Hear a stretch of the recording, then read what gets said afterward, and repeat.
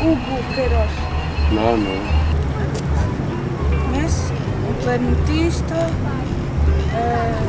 De Viana. É Dava- professor na escola de música. Coral. Sim. O nome não é estranho, mas não. O Queiroz. Não, é um restaurante? Não, é uma Hugo. pessoa. Hugo Queiroz, não. Não. Conhece o Hugo Queiroz? Não.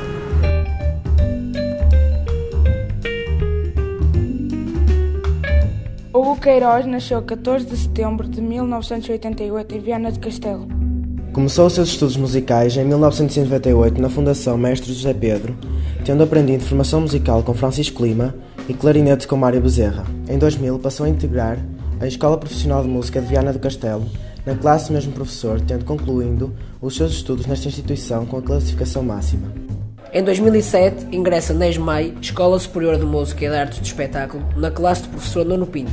Terminou recentemente o mestrado em Interpretação Artística, nesta mesma instituição, na qual realizou uma investigação sobre obras portuguesas para clarinete baixo solo. Durante a sua formação artística, contactou com diversos clarinetistas de renome internacional. Desde tenra idade demonstrou um especial interesse pelo clarinete baixo, ao qual dedica grande parte do seu tempo, tendo já contactado com alguns dos maiores vultos atuais de clarinete baixo.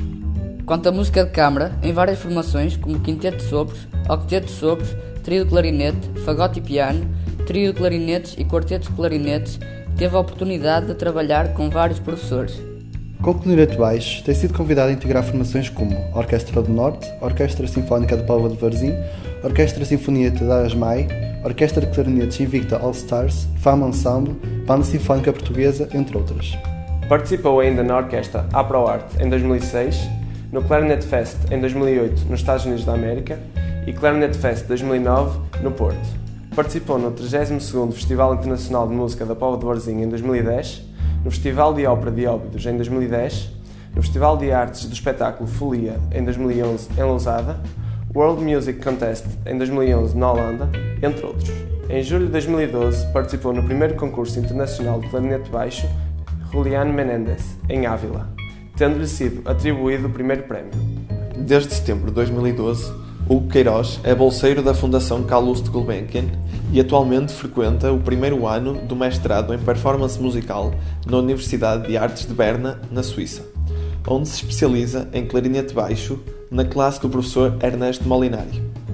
Paralelamente, mantém atividade como freelancer com o clarinete baixo, dedicando muito do seu tempo à divulgação de música moderna através de palestras, gravações e recitais.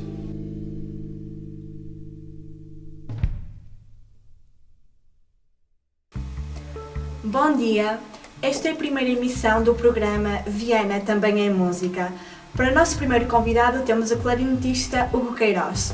Bom dia, Hugo, e muito obrigada pela sua disponibilidade. Neste momento da sua vida, gostaria de saber qual a melhor definição de música?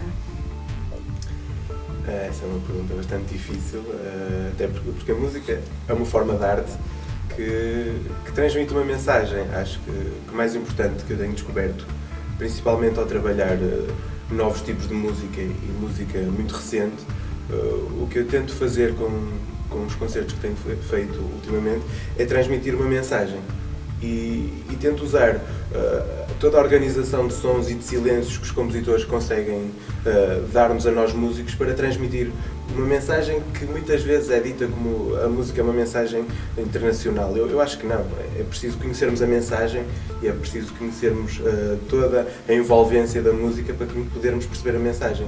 Mas acho que é importante que fique o conceito de ser uma mensagem que nos transmite sentimentos, que nos transmite outro tipo de coisas que, por exemplo, a poesia ou a pintura ou outras formas de arte não nos transmitem. A música é capaz de nos pôr a saltar, de nos pôr a dançar, de nos pôr a rir ou a chorar, mas é uma mensagem como qualquer outro tipo de arte. Falou em mensagem, de facto é uma mensagem, tem que ter um público e tem que ter alguém que a cria. Então qual é a sua mensagem, a mensagem particular, a sua que tenta passar ao público em geral?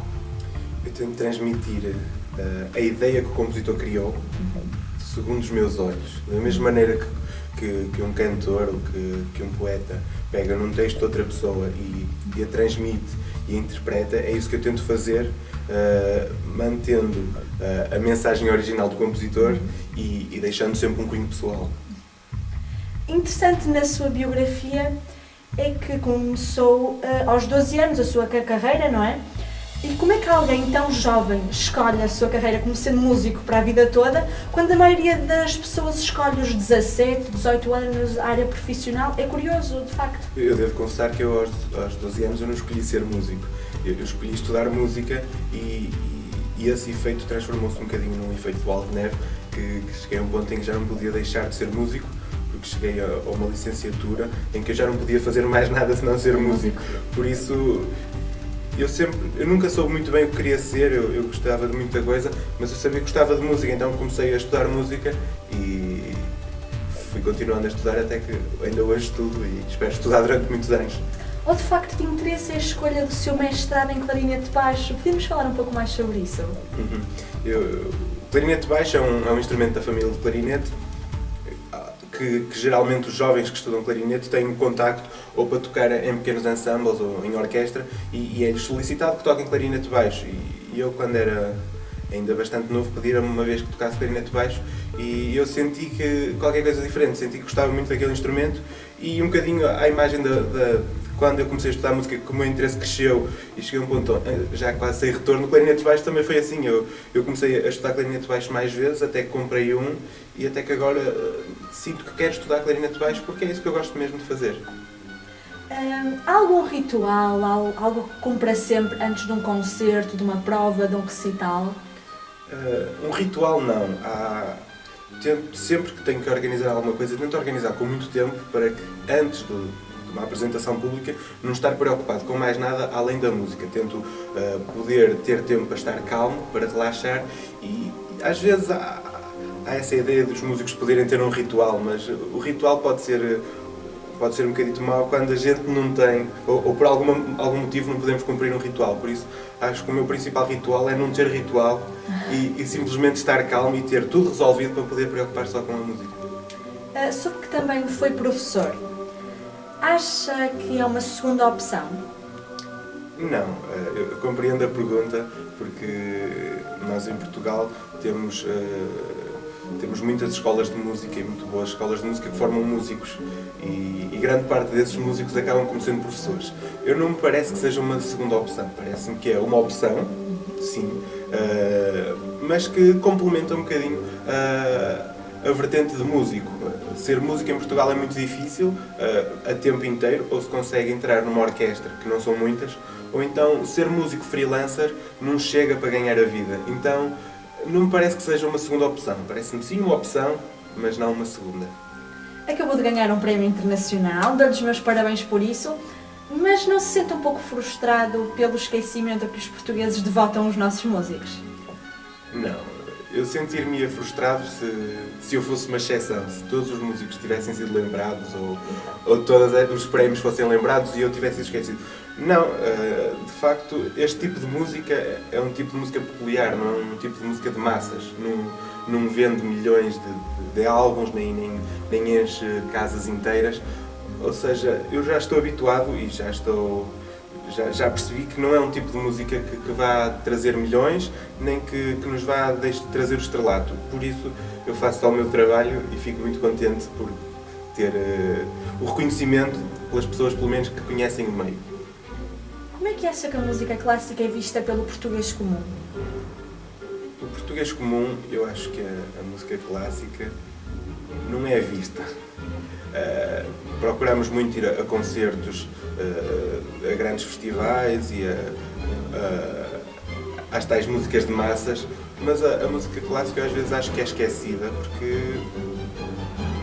simplesmente porque não vende. Então, e depois temos acesso a tudo em casa, as pessoas já nem procuram ir a concertos, nem procuram ter contacto com ninguém porque temos tudo em casa. E parece-me que às vezes era importante que as pessoas fossem aos concertos e que tivessem contacto com os músicos, porque a nós faz-nos falta sentir que alguém vê o nosso trabalho e que alguém o compra e alguém o valoriza. A sua opinião, de facto, é muito interessante nesse ponto, porque de facto a maioria dos músicos e da música não está muito amplificada no panorama português da música. Mas agora passando para as bandas filarmónicas, já que esta associação também contempla uma banda, acha que tem um papel importante na formação dos músicos de sopro e de percussão? Sim. Eu comecei a estudar música numa escola, mas cedo fui para uma banda filarmónica. E conheci muita gente que começou nos meios filarmónicos a estudar música e que atualmente seguiu música e são professores de música e são músicos internacionais. Por isso, a banda filarmónica leva muitas vezes a sítios onde não há escolas a música e cada vez mais leva essa música com qualidade. Cada vez mais há pessoas licenciadas e há pessoas que sabem o que fazem com a música e que essas pessoas estão dispostas a ir a qualquer aldeia ou a qualquer sítio onde haja uma banda e ajudar os mais novos.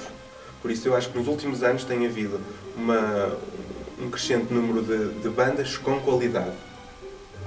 E acha que, por exemplo, esses mesmos músicos, quando seguem para instâncias superiores, devem trocar as suas bandas ou mesmo abandoná-las?